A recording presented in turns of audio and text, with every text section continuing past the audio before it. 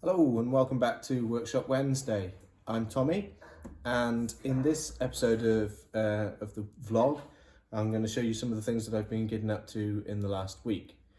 I've got two chronometer restorations on the go, which are long-term, sort of heavy-duty restorations. Lots of work involved. I'm making replacement escape wheels for both of them. I'm making replacement detents for both of them. I'm making replacement balance staffs for both of them. As well as other repairs, some of which you've already seen. There is a video on the repair of the third wheel on this one actually, which I'll put a card to here.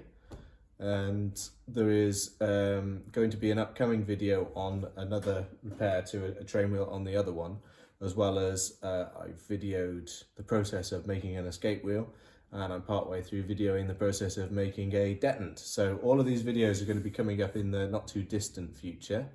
I'm going to edit them into long format videos, and they will be available initially on my Patreon page, and then they'll later drop onto YouTube.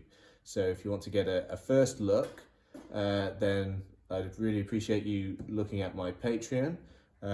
Link will be up here somewhere. And on my Patreon page, you'll actually be able to see my next video, which comes out on there this Saturday. So if you can wait, it'll be on YouTube a little bit later on, but initially it's going to be on my Patreon page on Saturday. That's the chronometer work I've just been talking about, but I've also been working on the little pocket watch, and this is the Verge pocket watch that I showed, and I've been doing various bits of work.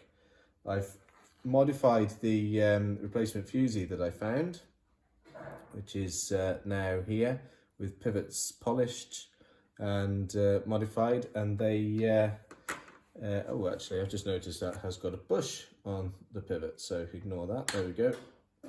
So that's the replacement fusee, and that does mesh beautifully with the center wheel. So here's the center wheel. So what I'm doing now is I've already rebushed the top of the plate for the fusee. I'm now having to repair the bushing work that was done on the inside of the front plate here on the center. Now this is a previous repair. Let's see if I can get it so that you can see it. This is a previous repair that was really a mess. So what I've done so far is to plug the hole up completely with cast brass, and I'm going to be centering the plate and re-drilling the hole in the correct place so that the center wheel stands up properly. And because in the past what they've done is they've messed up the location of the hole. You can actually see depthing marks where they've been trying to get themselves out of trouble. But then all of this gouging here is because the wheel has not been standing up straight, and so it's been catching on the recess and catching on the plate, and so they've gouged it out, and that's trying to repair a fault that was introduced by another fault.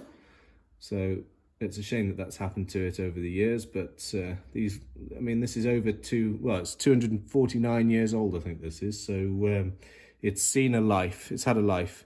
So anyway, this is the work I'm doing. I'm plugging the hole here, and I'm going to mount it up in the shoreblin and re-drill the center. So that is the pocket watch work that is going on at the moment. Let me just show you what's here. This is one of the chronometer restorations that are ongoing. This one is an 8-day, and I've just completed the replacement balance staff, which has gone really well, so I'm happy with that. This has also got a new escape wheel that I cut for it, and also an escape wheel arbor. The process I used there was because the arbor was in such poor condition with broken pivots on both ends and previous repivoting attempts.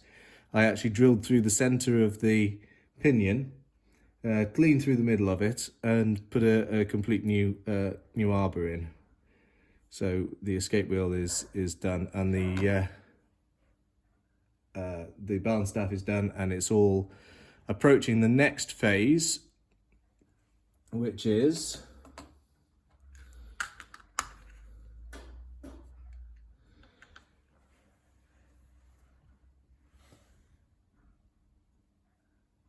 completing the replacement detent. So this is how far I've got so far. Oops, here we go.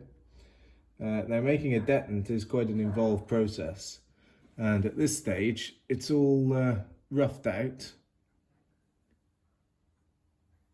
and you can see the basic shape coming together. So what I'm going to have to do now is finalize the shape and bring everything down to dimension just shy of a finishing dimension, including the spring part section, which is going to have to be brought down to just a little bit thicker than how I want it. And then the whole thing will be hardened and tempered, and then I can do the finishing work and bring the spring down to final thickness.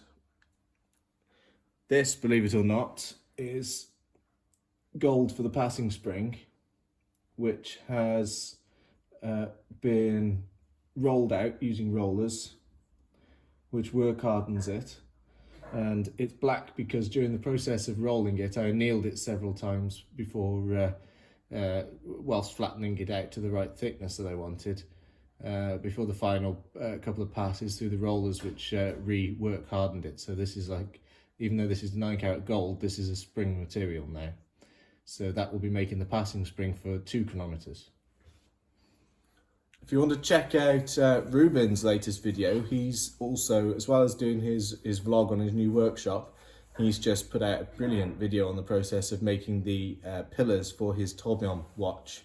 So that's a really artistic video, well worth a watch. So check that one out. I'll put a link, there's a link in the description.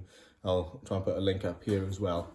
And as well as the work Ruben's doing, James is ongoing with his restoration on his straight line engine, which is really coming together. It's good to be a beautiful machine. I might even ask James if I can have a play on it one day, because I've always fancied having a go on those machines, but we'll see what he says. Anyway, check those two out. Links in the description. That will give you your weekly horological hit all through the week, and then, as I say, later on Saturday you'll get a longer format video from me on Patreon, and then a week later on YouTube. So check those out. Thanks very much for watching. Bye.